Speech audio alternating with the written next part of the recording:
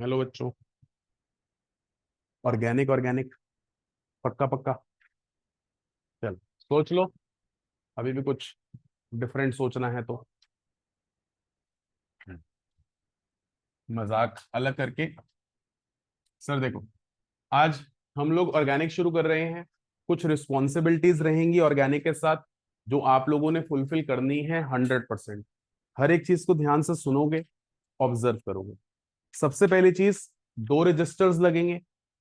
एक रजिस्टर जो एग्जैक्टली मैं क्लासरूम में करवाऊंगा वो, एक घर पे सेम रजिस्टर आपने एग्जैक्ट कॉपी करना है, समझकर देखकर। और फिर ऐसा नहीं कि बस आपने फोटोकॉपी की मशीन बन जाना, बट आपने एग्जैक्टली पूरा समझना है, फिर रजिस्टर बंद करना है, फिर लिखना है, ताकि जो आप कर रहे हो वो आपके साथ रिकॉर्ड रहे। अब अक्सर बच्चा क्या सोचता है, यार ऑर्गेनिक की क्लासेस चल रही हैं तो ऑर्गेनिक के अंदर मेरे पास सारी चीजें कंप्लीट हो जाती हैं। लेकिन ऑर्गेनिक पढ़ने का ना एक तरीका रहता है। सबसे पहला तरीका क्या है, हमें रिएक्शन समझनी है। रिएक्शंस जब आप समझते हैं तो उसको अप्लाई करने के लिए क्वेश्चंस आते हैं। उसी के साथ साथ रिएक्शंस करते वक्त कुछ चीजें इंपॉर्टेंट बन जाती हैं in the form of reasons. अगर वो हमें रीजंस क्लियर होते हैं तो हम कंसेप्चुअल क्वेश्चंस भी अटेम्प्ट कर सकते हैं। इसी के साथ साथ कुछ मैकेनिज्म्स आते हैं जो डायरेक्ट क्वेश्चंस हैं या डायरेक्ट सॉल्यूशंस बनेंगे। तो हम लोग जब भी कोई चीज लिखेंगे, अगर आप अपने इस रजिस्टर में लिख रहे हो, तो मेरे लिए जहां मैकेनिज्म लिखा हुआ है, अगर आपको अच्छा लगे तो आप घर वाले रजिस्टर के अंदर मैकेनिज्म अलग कलर से लिख लेना। ऐसे ही मैं अगर कोई रीजन लिखवा रहा हूं तो रीजन को भी आप अलग कलर से लिख सकते हो, और रिएक्शन लिखवा रहा हूं तो रिएक्शन को भी आप अलग कलर से लिख सकते हो। ताकि कल को जब आपने एक कलर दे दिया, कलर डिफाइन कर दिया, और आप सिर्फ मैकेनिज्म्स प्रैक्टिस करना चाहते हो, तो आपकी नजरें सिर्फ ग्रीन कलर पे रहें। आप रीजंस पढ़ना चाहते हो, कॉन्सेप्चुअल ब्रिंग अप करना चाहते हो, तो सिर्फ आपकी नजरें ब्लैक कलर के पेन पे रहें। और सिर्फ रिएक्शंस पे कमांड लाना चाहते हो तो आपकी नजरें सिर्फ ब्लू कलर के पेन पे रहें। तो इस तरीके से आपने पूरी की पूरी जर्नी को समझना है। इसके साथ साथ ऑर्गेनिक जब मैं पढ़ा रहा हूं, पढ़ाने के बाद उतनी ही प्रैक्टिस क्वेश्चंस के अंदर चाहिए होती है। क्योंकि आप लोगों को डर लगता है कन्वर्जन से, लेकिन कन्वर्जन के अलावा भी बहुत कुछ है जो आपको शायद डर फील करवा दे अगर आपने कंसिस्टेंसी नहीं रखी है। तो मेकिंग थिंग्स वेरी एक्यूरेट, कोई बैकलॉग नहीं चाहिए। अगर कहीं पर इफ इन केस बहुत जेन्युइन रीजन की वजह से बैकलॉग क्रिएट हो रहा है, तो वीडियो देखकर आओगे क्लासरूम के अंदर जो हो गई है। मेरी तरफ से प्रायोरिटी रहेगी कि भैया अगर जैसे आज मैंने कुछ पढ़ाया है और आपकी परसों क्लास है, तो कल दोपहर तक या इवनिंग तक वीडियो अपलोड होकर आपके ग्रुप पर आ जाए। प्लीज मेक श्योर आप कोई भी बैकलॉग किसी भी रीजन की वजह से क्रिएट नहीं होने दोगे। हाँ, अगर आपको ऑल्टरनेट टाइम चाहिए कि सर ऑर्गेनिक कहीं और दूसरे टाइम पर हो रही है मुझे बता दो, या मैं ऑनलाइन क्लास ले सकता हूं, I am okay to it. और अगर नहीं ली गई तो वीडियो एटलीस्ट देख कर आओगे, वरना कहीं पर भी कॉन्टिन्यूटी मैचअप नहीं होगी। पक्का। अगर मैं यहां पर ऑर्गेनिक बिगिन करूं तो ध्यान से हर एक चीज को सुनिएगा। मैं आप लोगों को क्लास 11 से जरा क्लास 12th में लेकर आऊं। क्लास 11th के अंदर आपने ऑर्गेनिक बिगिन करी थी 10th के टर्म कार्बन से। आपने बोला था कार्बन सेल्फ लिंकिंग एबिलिटी दिखाता है। क्योंकि सेल्फ लिंकिंग एबिलिटी दिखाता है तो लॉन्ग चेन्स प्रोड्यूस करता है। उसकी वैलेंसी को पूरा करने के लिए हम लोगों को हाइड्रोजन जोड़ना पड़ता है, और आप उस कंपाउंड को बोलते हो हाइड्रोकार्बन। वहीं पर हाइड्रोकार्बन के साथ अगर कोई और species like fluorine, oxygen, nitrogen, chlorine वगैरह जुड़ जाएं, तो वो आपकी चेन की पूरी फंक्शनिंग बदल देते हैं, जिसमें आप उनको नाम देते हो हाइड्रोकार्बन डेरिवेटिव्स। और जो जुड़ रहा है उसको आप नाम देते हो फंक्शनल ग्रुप। पक्का। अब हाइड्रोकार्बन क्लास 11th में आपने पढ़ा था as alkanes, alkenes and alkynes. अब इससे आगे आप हाइड्रोकार्बन डेरिवेटिव सीखने जा रहे हो। तो हाइड्रोकार्बन डेरिवेटिव्स में सबसे पहले आप सीखोगे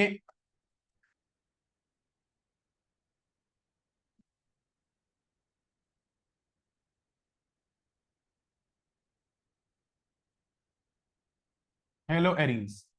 उसके बाद सीखोगे एल्कोहल्स, फिनॉल्स एंड ईथर्स। कह सकते हैं हमारे लिए ऑक्सीजन फैमिली। उसके बाद एल्डिहाइड,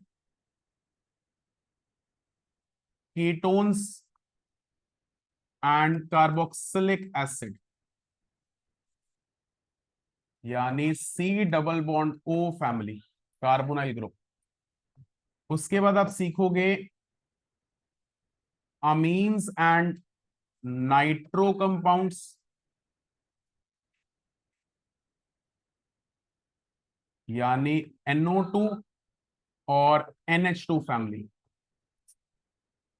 और इन्हीं को जब हम अपनी बॉडी से एसोसिएट करते हैं, हमारी बॉडी के लिए कुछ यूजफुल सब्सटेंसेस आते हैं, तो नेक्स्ट आता है बायोमोलिक्यूल्स।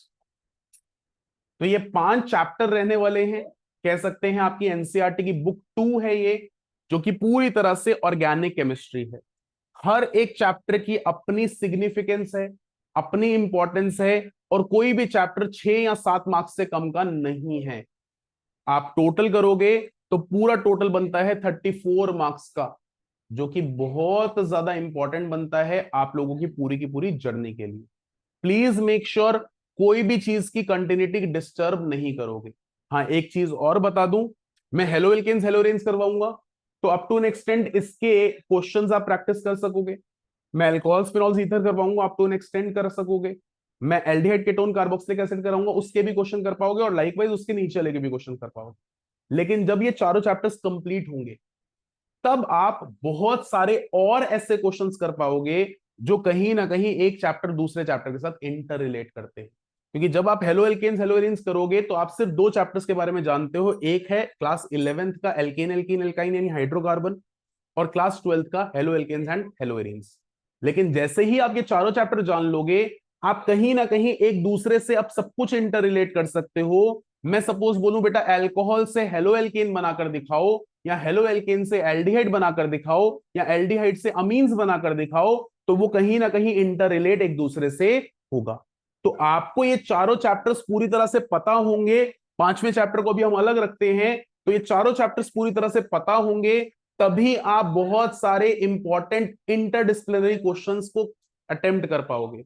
इसलिए जब हम जो टॉपिक कर रहे हैं उसके साथ एसोसिएटेड अगर मैं कोई क्वेश्चंस दे रहा हूं, तो उन सेट्स को कंप्लीट करिएगा, क्योंकि ये आपका फाउंडेशन डेवलप कर रहे हैं।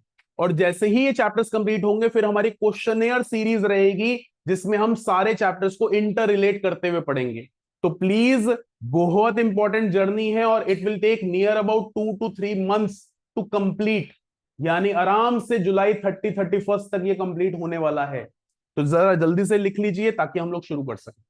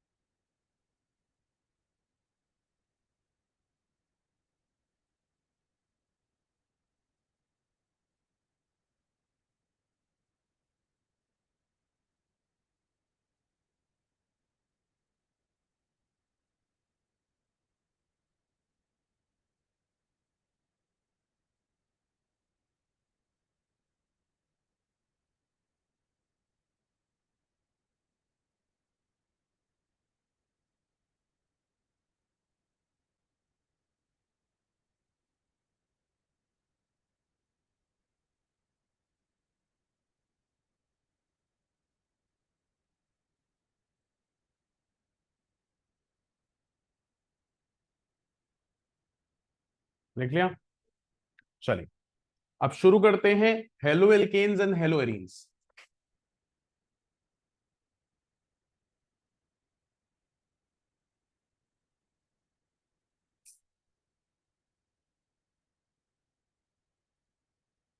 देखो, इनका दूसरा नाम भी है एल्काइल हेलाइड्स, और अगर एरोमेटिक चेन लग जाए तो एराइल हेलाइड्स। हम एक एक करके जरा कुछ एग्जाम्पल्स लेते हैं और कह सकते हैं, ये समझते हैं कि हम इनको किस तरीके से क्या नाम देंगे। सबसे पहले आप अगर एल्काइल हेलाइड्स को देख रहे हो तो एल्काइल ग्रुप एलिफैटिक चेन के बारे में बता रहा है,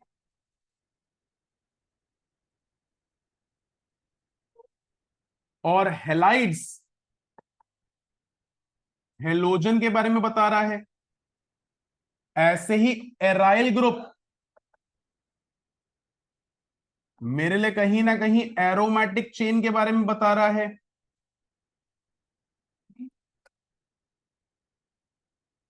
और फिर हेलाइड यानी हेलोजन।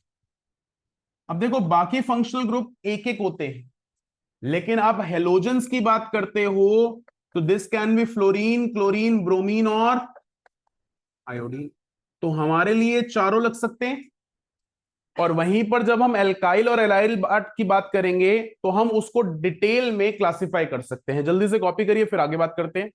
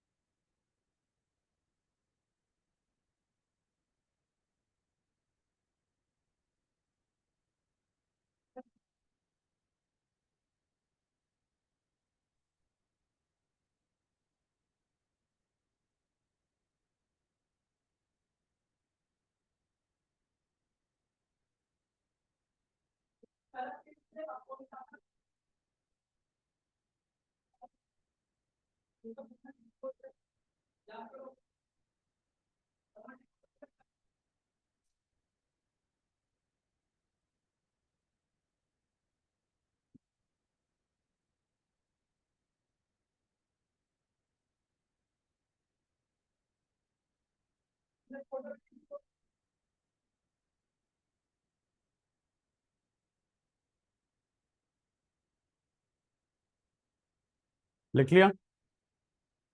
चलिए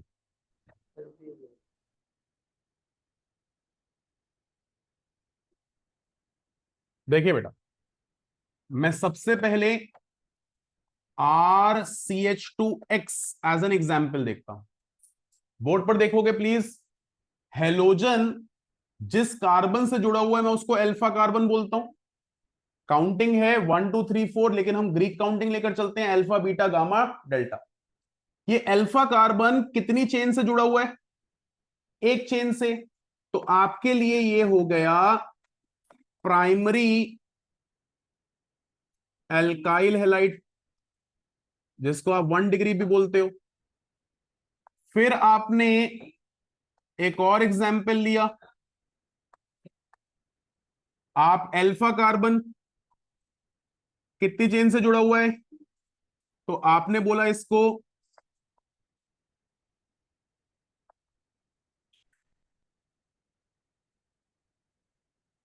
यानी 2 डिग्री। इसी तरह से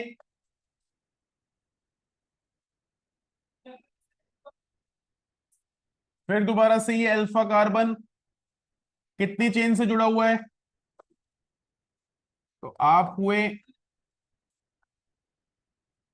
एल्काइल हेलाइड यानी 3 डिग्री। पक्का?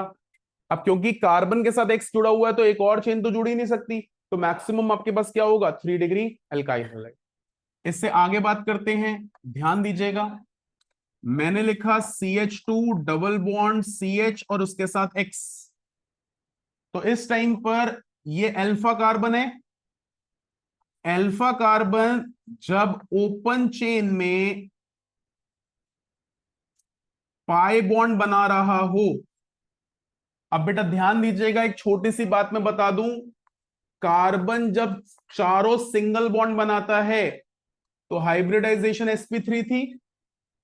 कार्बन जब एक डबल बॉन्ड बनाता है तो हाइब्रिडाइजेशन, कार्बन जब दो डबल बॉन्ड बना दे या एक ट्रिपल बॉन्ड बना दे तो sp। तो आपके लिए पाई बॉन्ड या sp2 हाइब्रिडाइज्ड हो तो उस केस में इसका नाम आ गया विनाइलिक हैलाइड। इसी तरीके से आपने एक ही कार्बन पर दो हेलोजन देखे तो आपके लिए यहां पर ये हो गया जेमिनल डाइहेलाइड, और ऐसे ही दो एडजेसेंट कार्बन पर हेलोजन देखे तो विसिनल डाइहेलाइड। लाइकवाइज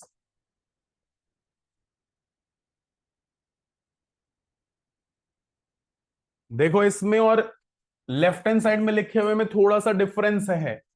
ये अल्फा कार्बन है, ये क्या है? अब बीटा कार्बन कहीं ना कहीं पाई बॉन्ड में है, हाँ या ना? तो आपके लिए क्या आया? बीटा कार्बन ओपन चेन में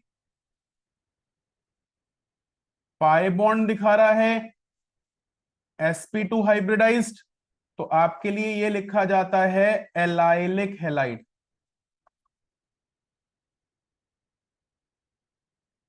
पक्का? कुछ क्लासिफिकेशंस हैं जो आपके माइंड में होनी चाहिए, जल्दी से इनको कॉपी कर रहे हैं फिर और क्लासिफिकेशंस को जोड़ रहा हूं।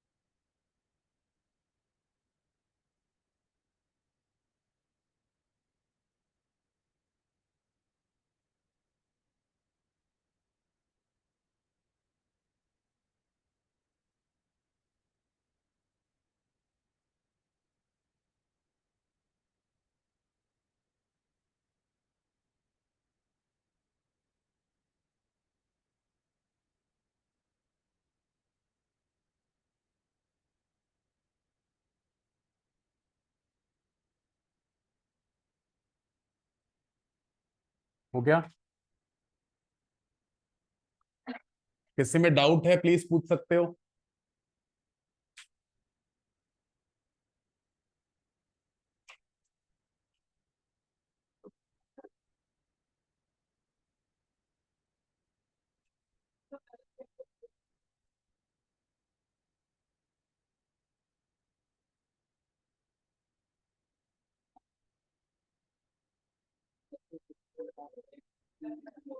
सर इनका नाम का ना पर्टिकुलरली हमें आईयूपीएसी में बताया जाता है, जब आपके एक ही कार्बन पे दो हेलोजन लगेंगे तो जेमिनल फॉर्म होंगे, और एक पे दो मतलब एडजेसेंट पे दो लगेंगे तो वेसिनल होगा। ये हमें माइंड में रखना है। क्लियर है? चलिए नेक्स्ट देखते हैं। कुछ एरोमेटिक कंपाउंड्स भी लेकर चलूंगा। तो अगर आपकी बेंजीन के हेड पर एक्स लग जाए तो ये आपके लिए हेलो बेंजीन हो गया। अब यहां पर दो हेलोजन लग जाएं तो आई होप आपको याद हो, एक को आप हेड बोलते हो, उसके बाद ऑर्थो मेटा और, तो आज यहां पर एक्स लगेगा तो ये कौन सी पोजीशन पे है? ऑर्थो पे। तो हालांकि दोनों एक्स हैं, अलग अलग होंगे तो अलग अलग नाम में आएंगे, लेकिन अभी मैं सेम में लेकर चल रहा हूं तो मैं इसको बोल सकता हूं डाई हेलो बेंजीन। पक्का? अब ऑर्थो मेटा पैरा पे अलग अलग होगा तो ऑर्थो ओएमपी भी लिख सकते हो आप, चाहे तो नंबर भी लिख सकते हो। अब एक नंबर में अक्सर बच्चा गलती कर देता है, बेटा ये 1 होता है तो ऑर्थो वाला 2 और बिल्कुल सामने वाला 6 हो सकता है। इसी तरह से ये 3 और ये 5 और पैरा क्या होगा? 4। ठीक है ना? तो इस बात को समझते हुए लिखिएगा और अकॉर्डिंगली बात करिएगा। वहीं पर मैंने यहां बेंजीन के साथ CH2X लिख दिया। बच्चे मैंने सिर्फ बनाने के लिए यहां लिखा है, अदरवाइज ये अब हेड है। तो उस कॉन्टेक्स्ट में X के साथ अल्फा कार्बन। अब ये जो बीटा कार्बन है ये क्लोज्ड चेन में है और इनफैक्ट एरोमेटिक चेन में है तो ये भी sp2 हाइब्रिडाइज्ड। तो इस टाइम पर इस स्पीशीज का नाम हो जाएगा benzylic halide. Same condition open chain में थी तो एलाइलिक हैलाइड, और आज क्लोज्ड एरोमेटिक चेन में है तो बेंजाइलिक हैलाइड। कॉपी करिए प्लीज।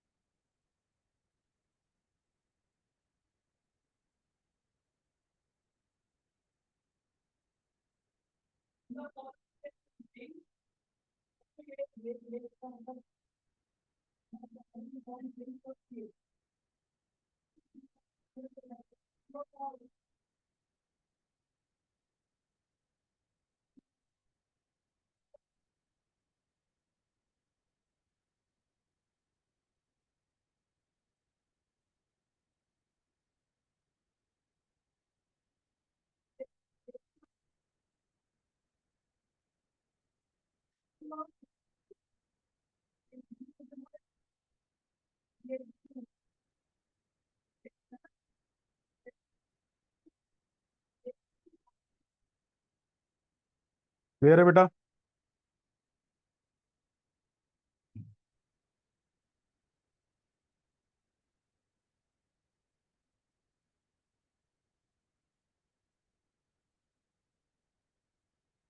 हमें ये आपका हेड होता है, ये आपके लिए ऑर्थो हो गया, ये आपके लिए मेटा हो गया, ये आपके लिए पैरा हो गया।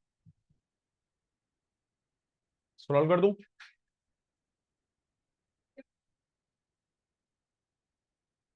चलो अब देखो बेटा, आप किसी भी चैप्टर को पढ़ोगे, चाहे वो हेलो एल्केन्स हेलो एरीन्स है, आगे चलकर एल्कोहल्स फिनॉल्स ईथर होगा, एल्डिहाइड कीटोन कार्बोक्सिलिक एसिड होगा या अमीन्स एंड नाइट्रो कंपाउंड होगा, हम सबसे पहले सीखेंगे केमिकल प्रिपरेशन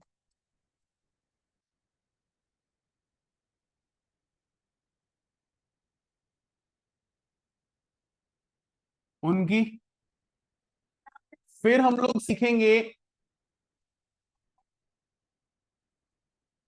फिजिकल प्रॉपर्टीज,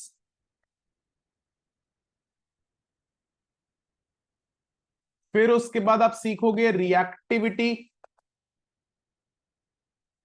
आज यहां पर जो है मैं वो लिख रहा हूं, कल को अल्कोहल होगा तो उसके रेफरेंस में लिखूंगा, फिनॉल होगा तो उसके रेफरेंस में लिखूंगा। इसके बाद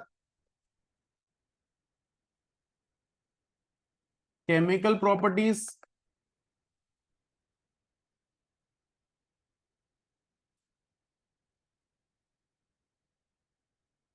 उसके बाद सम कंपाउंड्स।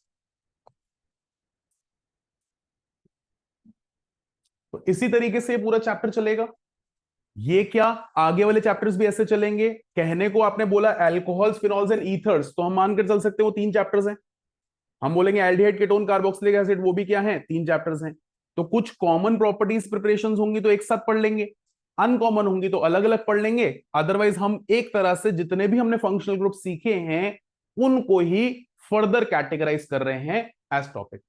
अब बात जब भी प्रिपरेशन की आएगी तो दुनिया में जितने भी हाइड्रोकार्बन या डेरिवेटिव्स हैं उनसे मैं कैसे एल्काइल या एराइल हैलाइड बना सकता हूं वो सीखेंगे। इसके बाद बात आएगी केमिकल प्रॉपर्टीज में, तो इनसे मैं दुनिया के कोई भी कंपाउंड्स बना सकता हूं, हम उनको सीखेंगे। यानी मेरे लिए प्रिपरेशन, तो मैं किससे प्रिपेयर हो सकता हूं, मेरे लिए प्रॉपर्टी, तो मैं किसको प्रिपेयर कर सकता हूं। बात समझ में आती है? जल्दी से कॉपी करिए, फिर फर्स्ट आर्टिकल शुरू करते हैं।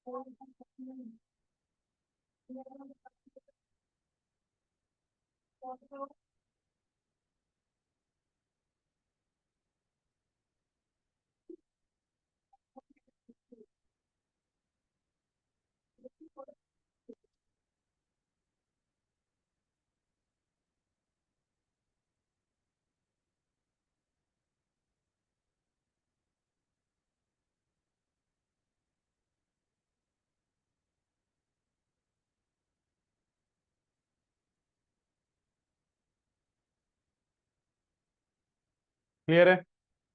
पक्का? चलिए, अब यहां पर प्रिपरेशन की बात करेंगे।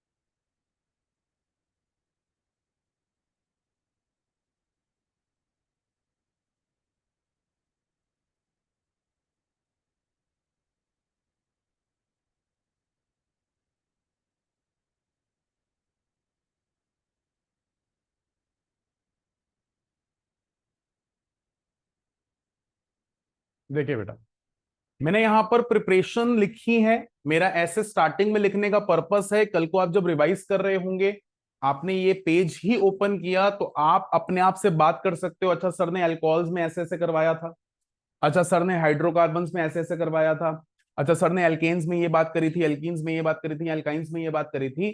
तो ये एक तरह से जिस्ट हो गई। आप कभी भी पढ़ना शुरू भी करोगे तो आप सबसे पहले जिस्ट को समझोगे, फिर उसके बाद आगे बढ़ोगे। तो आज अगर हम लोग एल्काइल हैलाइड बनाने जा रहे हैं तो हम अल्कोहल से एल्काइल हैलाइड बना सकते हैं। हम चेक करेंगे एल्काइल हैलाइड में फ्लोरीन, क्लोरीन, ब्रोमीन, आयोडीन कैसे कैसे बने। फिर हम लोग हाइड्रोकार्बन से इन सबको बना सकते हैं। फिर उसके बाद हम लोग अलग एल्काइल हैलाइड से बना सकते हैं। आप मुझे प्रथम कहते हैं सर एल्काइल हैलाइड से दूसरा एल्काइल हैलाइड, तो बेटा हमारे पास क्योंकि हेलोजन 4 है, मान लो फ्लोरो वाले कंपाउंड से क्लोरो वाला बनाना है, या क्लोरो वालों से ब्रोमो वाला बनाना है, या ब्रोमो वालों से आयोडो वाला बनाना है, तो मैं इंटरचेंज कर सकता हूं। तो उस हिसाब से आया। ऐसे ही एरोमेटिक चेन में आए तो इलेक्ट्रोफिलिक सब्स्टिट्यूशन रिएक्शन और डाइजोनियम सॉल्ट। तो यहां पर ये पूरा का पूरा प्रोसेस हम लोग एक एक करके सीखेंगे। आप पहले जल्दी से कॉपी करिए।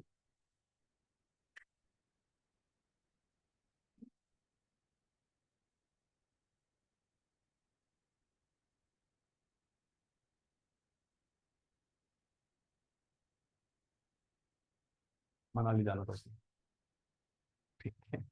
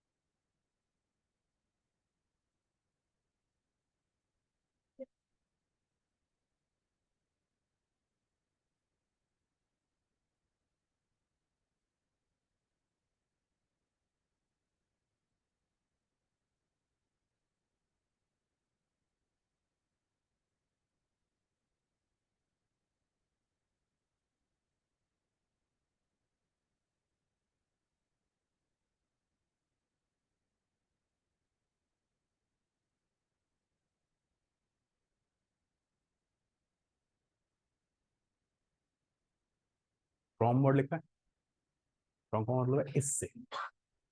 टू लिखा होता तो इस पे।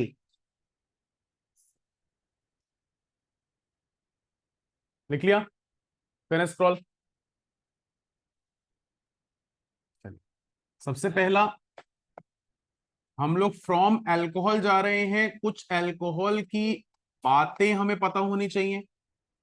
जैसे हमने एल्काइल हलाइड देखा था 1 डिग्री, 2 डिग्री, 3 डिग्री, वैसे ही अल्कोहल्स भी 1 डिग्री, 2 डिग्री, 3 डिग्री होते हैं। ये अल्फा कार्बन एक चेन, तो 1 डिग्री यानी प्राइमरी होगा।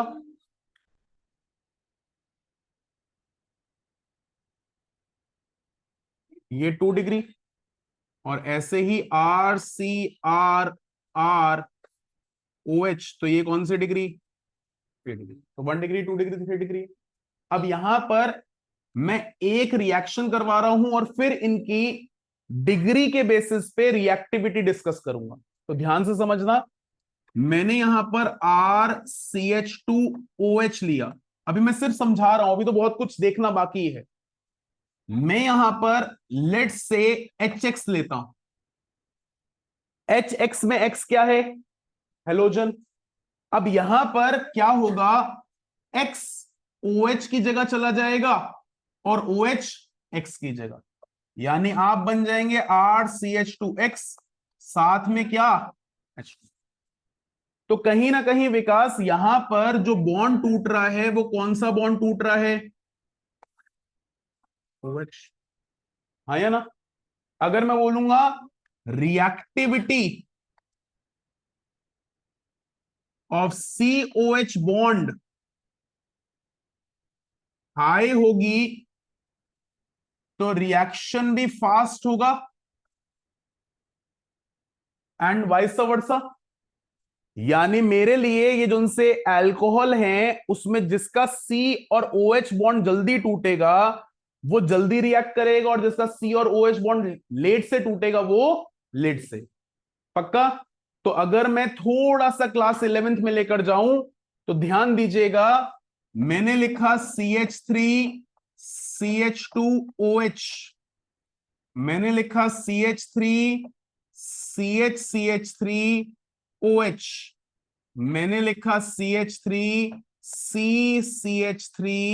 CH3OH। तो बेटा ये बॉन्ड टूटेगा, आपके लिए ये 1 डिग्री है, ये 2 डिग्री, और ये, अब जब बॉन्ड टूटा तो CH3 CH2 पे प्लस और OH माइनस, CH3 CH3 पे प्लस और OH माइनस, और यहां CH3 पर प्लस और OH माइनस। आप अगर इसको ध्यान से देखें तो ये 1 डिग्री कार्बोकेटायन है, ये 2 डिग्री कार्बोकेटायन, और ये, मैं इसको ABC लिख लूं, हाँ या ना? तो आप सबको पता है C greater than B greater than A order of stability, क्यों? As 3 degree greater than 2 degree greater than 1 degree carbocation की स्टेबिलिटी। आई होप इतना तो याद होगा, 3 degree greater than 2 degree greater than 1 degree carbocation की स्टेबिलिटी होती है।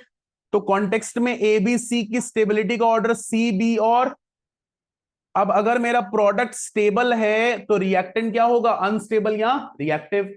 तो रिएक्टिविटी का ऑर्डर बन गया, लेकिन बताना पड़ेगा किसकी रिएक्टिविटी, तो reactivity of C O H bond order बन गया 3 degree greater than 2 degree greater than 1 degree in the case of alcohols. यानी हम बोल सकते हैं सर, आज आप एल्काइल हैलाइड बनाने के प्रोसेस में अगर अल्कोहल्स को कैटेगराइज करोगे तो 3 डिग्री सबसे पहले रिएक्ट करेगा, फिर 2 डिग्री, और फिर, तो हम बोल सकते हैं reactivity of alcohol towards formation of alkyl halide is 3 degree greater than 2 degree greater then, पक्का? बात समझ में आती है? और ये क्यों आई? क्योंकि हमारे पीछे COH बॉन्ड जो टूट रहा है उसमें कार्बोकेटाइन की स्टेबिलिटी 3 2 और 1। जल्दी से एक बार कॉपी करिए, फिर आगे बात करते हैं। अभी मैंने कोई रिएक्शन नहीं करी है, मैंने सिर्फ अल्कोहल के बारे में थोड़ा सा ब्रीफ किया है।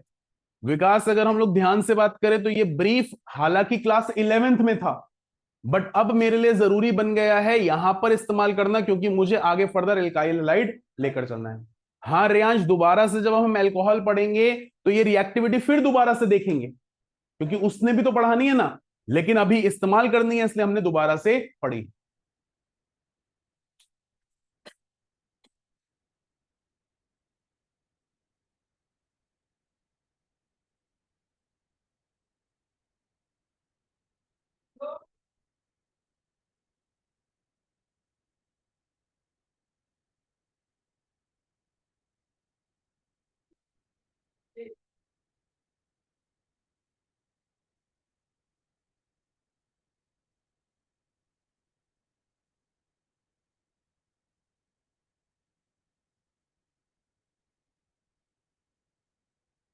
जितना रजिस्टर आप अपना क्लीन रखोगे, जितना रजिस्टर में अच्छी हैंडराइटिंग लिखोगे, जितना घर वाला रजिस्टर मेंटेन करके लिखोगे, उतना कॉन्फिडेंस आएगा केमिस्ट्री के अंदर।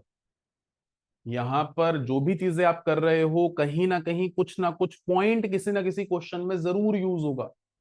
तो कोई भी चीज अगर आपको लगती है कि एक इंपॉर्टेंट इंफॉर्मेशन है, अभी सिंगल कलर का पेन इस्तेमाल कर रहे हो तो उसमें इंपॉर्टेंट लिख लो, नहीं तो एटलीस्ट 2 कलर का पेन रखो। मैं नहीं कह रहा कि रजिस्टर के अंदर आप एक लाइन रेड से लिखो, एक लाइन ब्लू से लिखो, बट एटलीस्ट जहां पर आपको इंपॉर्टेंट लगता है, जहां पर आपको ऐसा लगता है कि यार ये स्टेटमेंट मेरे लिए बहुत वैलिडेटेड है, उसके ऊपर स्टार मार्क कर लो, उसके ऊपर हाईलाइट पोर्शन मार्क कर लो, इस तरीके से रख सकते हो।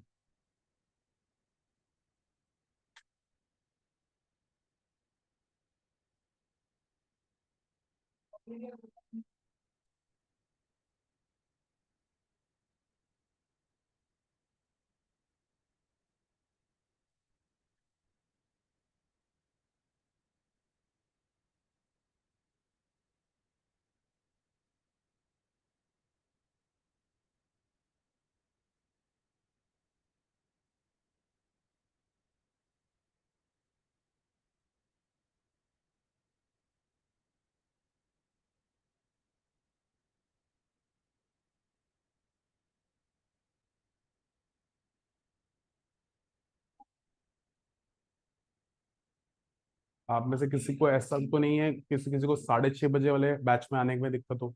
आपसे तो मैंने बात कर ली थी, पूछ रहा हूँ आ जाएगा टीटीएस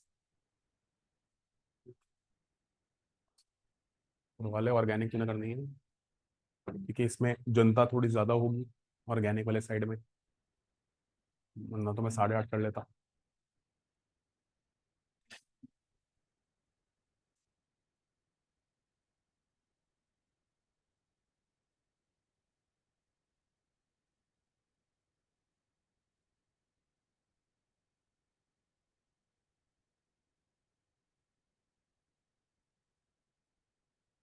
तो एक छोटी सी जिस्ट लिख रहे हो, हम क्या क्या सीखेंगे?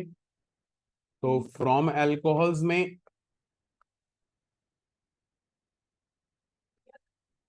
हम सबसे पहले एल्काइल क्लोराइड सीखेंगे। ऐसा नहीं है क्लोराइड वाला ब्रोमाइड में या ब्रोमाइड वाला आयोडाइड में नहीं लग सकता, बट लग सकता है, बट मेजर सिग्निफिकेंस जिसको जैसे इज्जत मिल रही है वैसे रखेंगे। तो इसमें हम लोग लुकास रिएजेंट इस्तेमाल कर सकते हैं। इसके अंदर हम लोग PCl3 इस्तेमाल कर सकते हैं, PCl5 इस्तेमाल कर सकते हैं, SOCl2 इस्तेमाल कर सकते हैं, और even NaCl in presence of H2SO4 भी इस्तेमाल कर सकते हैं। फिर हम लोग एल्काइल ब्रोमाइड बना सकते हैं। तो एल्काइल ब्रोमाइड के अंदर आप इस्तेमाल कर सकते हो Br2 in presence of red phosphorus, और साथ में NaBr in presence of H2SO4। ऐसे ही आप एल्काइल आयोडाइड, तो I2 in presence of red phosphorus. एक और भी लिख लेते हैं, HBr और HI। तो हम under the article of alcohols ये सारी रिएक्शंस देखेंगे, जिन सब रिएक्शन से एल्काइल क्लोराइड, एल्काइल ब्रोमाइड या एल्काइल आयोडाइड आए।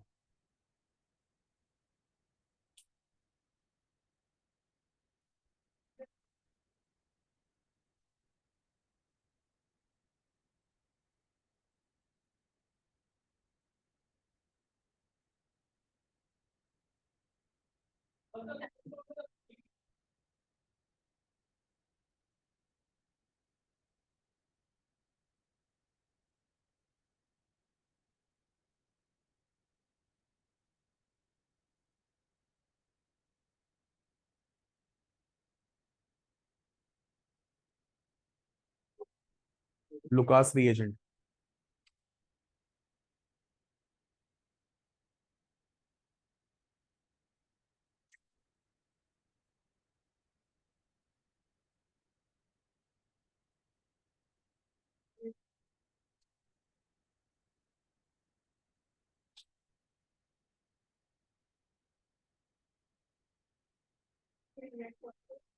हम्म।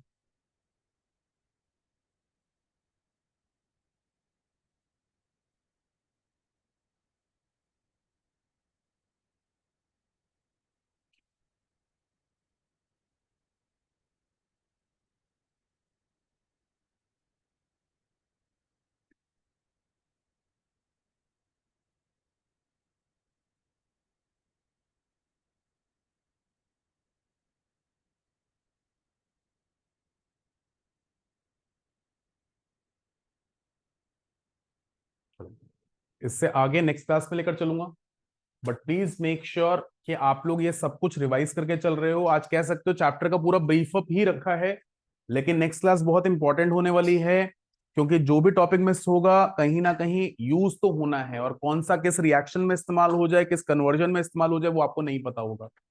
Please make sure classes miss नहीं कर रहे हो। Secondly, I will be keeping organic batch at 6:30 and physical batch at 8:30।